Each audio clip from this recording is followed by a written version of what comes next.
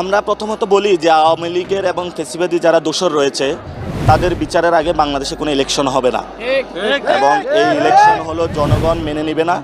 কারণ ৭১-এর পরের যারা ৭১-এ বাংলাদেশে হলো বাংলাদেশের মানুষের বিরুদ্ধে দাঁড়িয়েছিল তাদের বিচারও এখন আমরা করতে পারি নাই। ৯০-এ যারা জিহাদ হত্যা করেছিল তাদেরও এখন আমরা বিচার করতে পারি নাই। ২৪-এ আমাদের যে দুইটি ৯০ এবং ৭১ থেকে শিক্ষা নিয়ে বিচারের আগে বাংলাদেশে কোনো ইলেকশন হবে না। যদি হয় ইলেকশন তাহলে ২০০০ শহীদ এবং লক্ষ লক্ষ যারা আহত হয়েছে তাদের রক্তের সাথে বেইমানি করা হবে। এজন্য সকল দল, মত, পক্ষ, গোষ্ঠীকে আমরা আহ্বান জানাবো, আপনারা বিচার কার্যের জন্য সক্রিয় হন এবং বাংলাদেশের স্বপ্ন পূরণ করুন। নাসিরউদ্দিন পাটোয়ারি বাংলাদেশের বৈষম্য বিরোধী ছাত্র আন্দোলন থেকে উঠে আসা ছাত্র নেতাদের একজন। নাসিরউদ্দিন যে বয়ানটি দিলেন সেটি থেকে পরিষ্কার আগামী ৪-৫ বছর বাংলাদেশে কোনো নির্বাচনের গল্প নেই। এমনকি স্পষ্ট ঘোষণা করা হয়েছে প্রাক্তন প্রধানমন্ত্রী শেখ হাসিনার যতদিন না বিচার হচ্ছে ততদিন দেশের নির্বাচন হবে না। বাংলাদেশে নির্বাচন যে হবে না সেটা ২ মাস আগে থেকেই পরিষ্কার হয়ে গিয়েছিল, কিন্তু বিএনপি সহ অন্যান্য রাজনৈতিক দলগুলি আঁচ করতে পারেনি যে তাদের ঘোল খাওয়ানো হচ্ছে। তাহলে কোন দিকে যাচ্ছে বাংলাদেশের অভ্যন্তরীণ রাজনীতি? দেশের মানুষকে আর এক অদ্ভুত দিল্লিকা লাড্ডু খাওয়ানোর প্রস্তুতি চলছে। সেই দিল্লিকা লাড্ডু হলো ভারত দখল। কি মনে হচ্ছে কোনো কাল্পনিক গল্প? না, ডক্টর মোহাম্মদ ইউনূসের certified mastermind Mahfuz Alam ভারতকে নিয়ে একটি দীর্ঘমেয়াদী গভীর পরিকল্পনা করেছেন। সেটি হলো পশ্চিমবঙ্গ, বিহার, ত্রিপুরা ও আসামকে নিয়ে একটি বৃহৎ মুসলমানদের জন্য বাংলা ভূমি তৈরি করা। একবার বাইকটা দেখুন। বাংলাদেশটাকে আমরা সামনের জায়গাটাতে কোথায় নিয়ে রাখতে চাই, ওখানে যদি আমি বলি, আমাদের একটা কথা নিয়ে অনেকেই তর্ক করতেছেন সিভিল সোসাইটিতে, এটা আমার খুব মজা লাগতেছে যে সভ্যতাগত রূপান্তর বলতে আমরা কি বুঝাচ্ছি, আমরা কি এখানে কি আনতেছি না আনতেছি। এটা আসলে ঘটনা না। ঘটনা হচ্ছে আমরা একটা কথা বলছি যে জাতীয়তাবাদ, বাংলাদেশি জাতীয়তাবাদ আছে, বাঙালি জাতীয়তাবাদ আছে, এই জাতীয়তাবাদী যে তর্কগুলো আছে, বা অনেকে কথাটাকে বলেন জাতিবাদ, যেটাই বলি, শুদ্ধ অশুদ্ধ আপনারা ঠিক করেন। তো এটা হচ্ছে যে এই দুইটা শব্দ, এই দুইটা যে গঠন হয়েছে যে আপনার বাংলাদেশি জাতীয়তাবাদ, বাঙালি জাতীয়তাবাদ, এই যে দুইটা লড়াই, একদিকে আছে ইসলাম আর একদিকে আছে ইসলামফোবিয়া লড়াই। এই লড়াইগুলো আপনার সামনের ভবিষ্যৎটা কি হবে, ওইখান থেকে আমরা বলতেছি যে আপনি দুইটা সিভিলাইজেশনের মাঝখানে বসে আছেন, সিভিলাইজেশন স্টেটের মাঝখানে বসে আছেন। আপনি বাংলাদেশ রাষ্ট্রটাকে কোথায় দাঁড়া করাতে চাচ্ছেন? আপনি কি ৭১-এর যে মুক্তিযুদ্ধের যেই প্রশ্নগুলো আছে, এটা খুব খুব ভাইটাল কোয়েশ্চেন। মুক্তিযুদ্ধের মানে যেই আপনার চেতনা, গণচেতনা, ওর ভিতর দিয়ে যেই রাজনীতিটা হয়েছে, ওই রাজনীতি দিয়ে কি আপনি টেনে নিতে পারবেন, নাকি মুক্তিযুদ্ধের গণচেতনাটাকে আপনাকে স্ট্রেস করে সামনের দিকে আগাইতে হবে? সামনের দিকে আগাইলে আপনি কোথায় আগাবেন?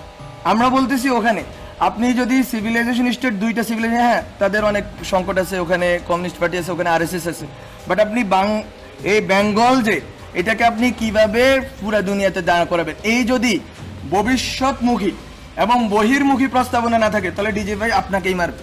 ডিজে ভাইয়ের কাজ না আপনার, এখানে বললে আবার শুনে ফেলবে ওরা, তো ডিজে ভাইয়ের কাজ না যে আপনাকে গুলি করা।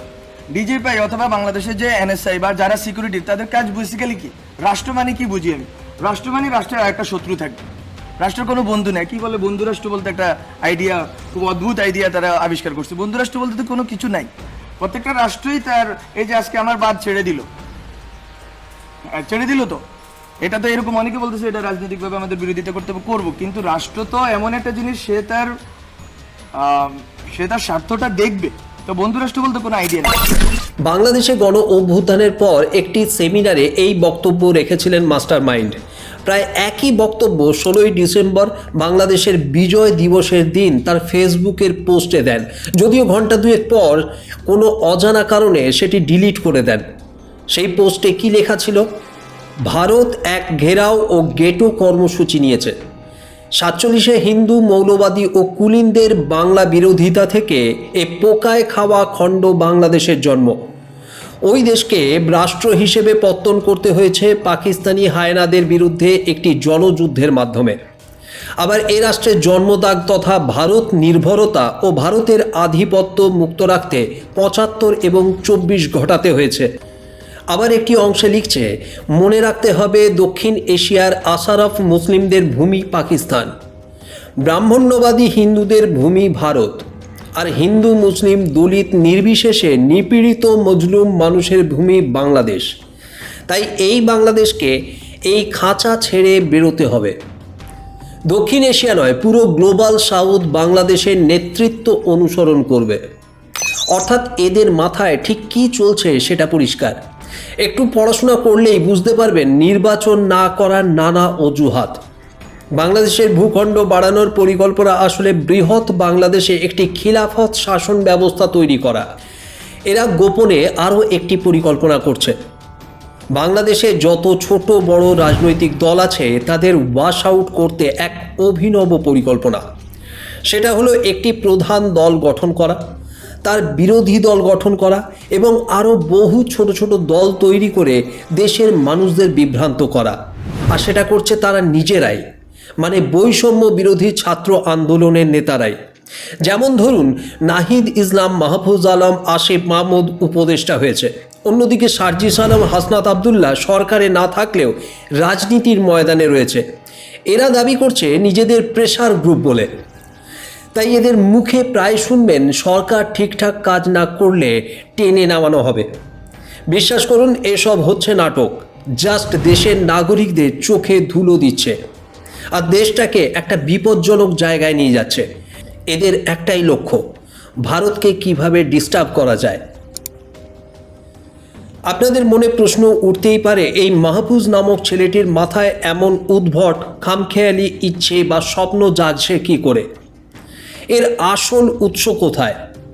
আগামী পর্বগুলিতে নজর রাখুন, ধাপে ধাপে এদের পুরো মুখোশ খোলা হবে।